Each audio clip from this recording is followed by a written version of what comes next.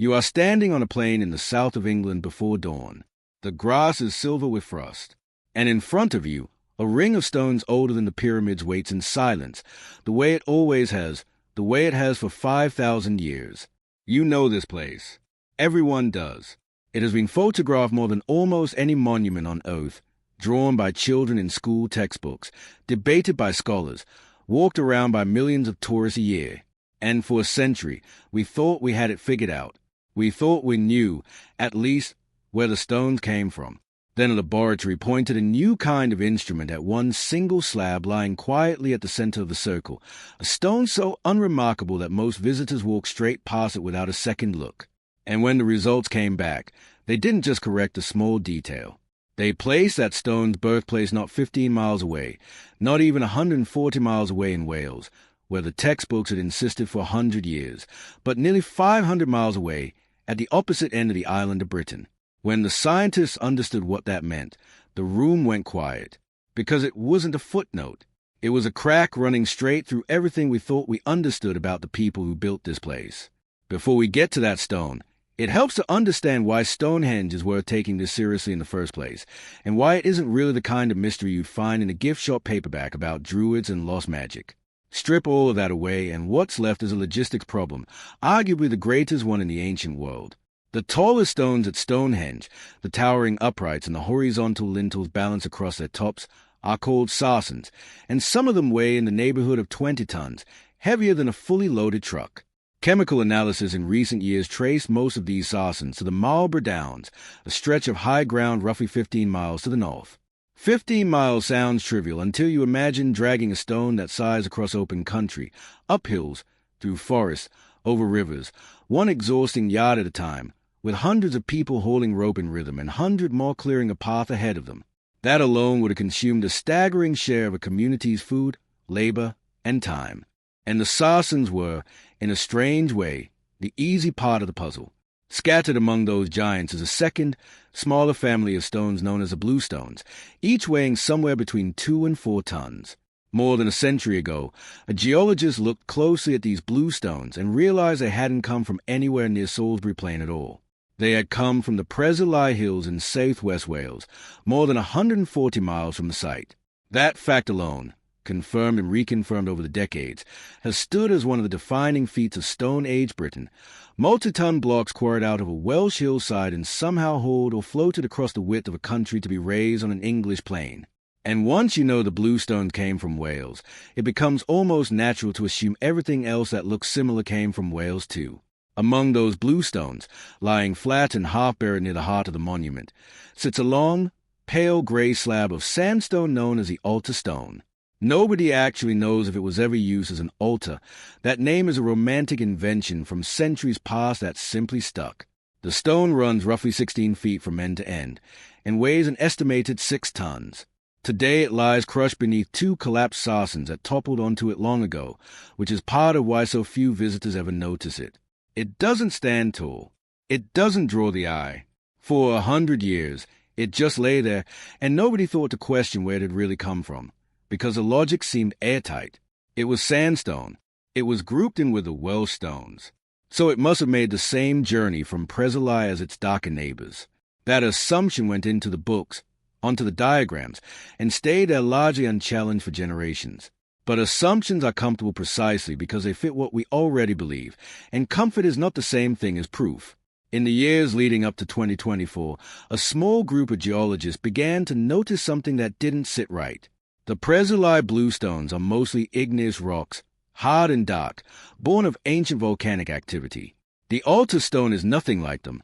It's a sandstone unusually rich in a mineral called mica, giving it a faint shimmer when freshly broken. When researchers compared its chemistry to the sandstones that actually surface in and around the Preseli region, the numbers simply didn't line up. The altar stone had too much of some elements and too little of others. A study published in 2023 by some of the same researchers effectively ruled out a Welsh origin altogether. It didn't say where the stone came from. It only said, with growing confidence, where it hadn't. To answer where it had actually come from, the team needed something more precise than elimination. They needed a genuine fingerprint, something specific enough to point at real bedrock on a map and say, "This is where you were born." So they turned to a technique that has quietly transformed how scientists trace the origin of ancient stone. Inside a sandstone are millions of tiny mineral grains, far older than the rock itself, the ground-down remains of mountains that vanished long before the sandstone ever formed. Those grains were carried by ancient rivers, deposited in ancient basins, and eventually cemented together into the rock we see today. In other words, every sandstone is a graveyard of far older rock. Among those grains is a tough, nearly indestructible mineral called zircon, which traps small amounts of uranium when it first crystallizes. Uranium decays into lead at a fixed, well-understood rate, which means measuring the ratio of uranium to lead inside a single zircon grain tells you, with real precision, how old that grain is. Because a sandstone is built from thousands of grains pulled from many different ancient sources, dating a large sample of them doesn't give you one number. It gives you a spread, a distribution of ages that acts like a signature unique to the region the sand originally eroded from. Different parts of Britain, built from different vanished mountain ranges, carry distinct signatures. Match the signature in your mystery stone to the signature of a known region, and you've found your source, not through guesswork or tradition, but through direct comparison. For the 2024 study published in the journal Nature, researchers worked from small archive fragments of the altar stone, some collected from earlier excavations going back to the 1840s, since shipping fresh samples from protected monument isn't permitted. They extracted zircon grains, along with two other minerals, apatite and rutile, and measured the ages locked inside each one, grain by grain, building a detailed age profile of the stone's deep history. When they laid that profile against the bedrock of West Wales, hoping to close the case and confirm the Welsh origin everyone expected, the pattern didn't match. There was no meaningful overlap. The comfortable, century-old answer collapsed. The altar stone had never been Welsh at all. That left the researchers with a fingerprint and no name attached to it. So they began testing it, region by region, against the geology of the wider British Isles. They started close to home, ruling out southern England, then the Midlands, then the borders, watching each familiar, convenient possibility fall away. The signature had a specific character, a mixture of extremely old grains, some over 1 billion years, alongside a distinct cluster of much younger material dating to the Middle Division period, a combination that pointed toward a very particular kind of ancient sedimentary basin. That character simply didn't belong anywhere in the south.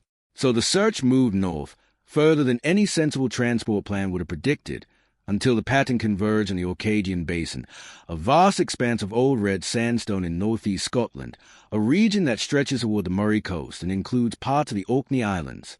Let that sit for a moment, because it is genuinely remarkable. The flat, unremarkable slab at the heart of Stonehenge, the one people had walked past for centuries and filed away as Welsh, had actually been born somewhere on the order of 465 miles away, roughly 750 kilometers, more than 3 times the distance of the famous Welsh Bluestone journey.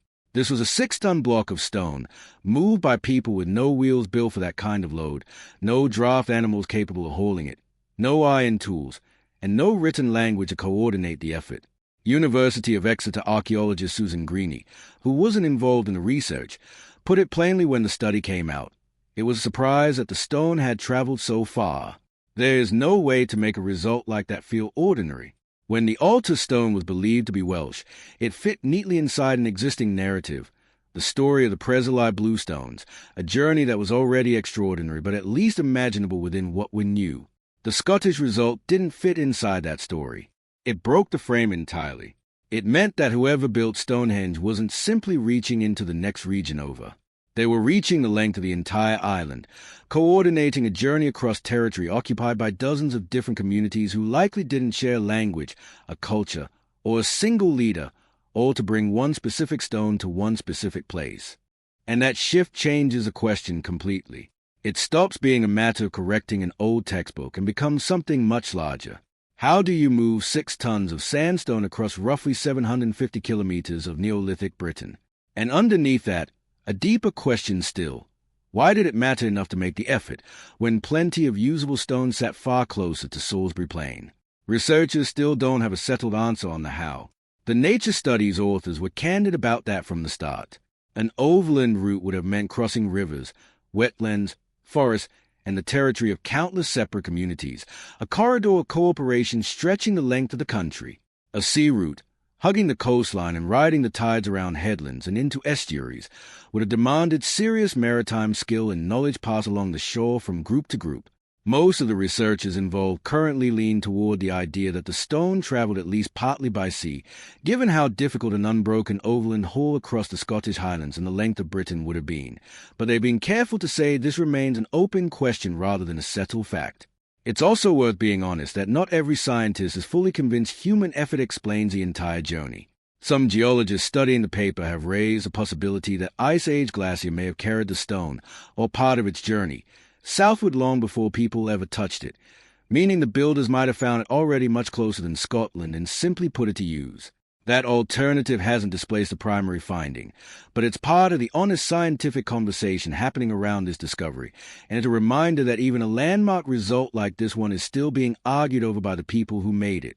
Either way, whichever route the stone actually took, the picture that emerges is the same. This wasn't the work of one isolated village. It required people who likely never met each other, separated by hundreds of kilometers, cooperating in some coordinated way to move a piece of the far north toward a gathering place on Salisbury Plain. And the altar stone didn't arrive as an isolated mystery. Around the same period, other tools, ground-penetrating radar, laser scanning, and precise dating, have been turning up evidence that Stonehenge itself was never a single, isolated structure. A few miles away, buried beneath the turf, surveys have revealed enormous ring-shaped features and shaft complexes so large they went unnoticed a millennia simply because they were too big to recognize from ground level. Taken together, these discoveries point towards something bigger than one monument, a planned, connected landscape built and returned to across centuries by people operating at a scale that's genuinely hard for us to picture. It's tempting when a headline says a 6-ton stone somehow crossed the length of an island without wheels or horses, to reach for something dramatic to explain it. Lost technology, forgotten machines, a vanished civilization more advanced than we give it credit for. But that instinct actually sells the real story short.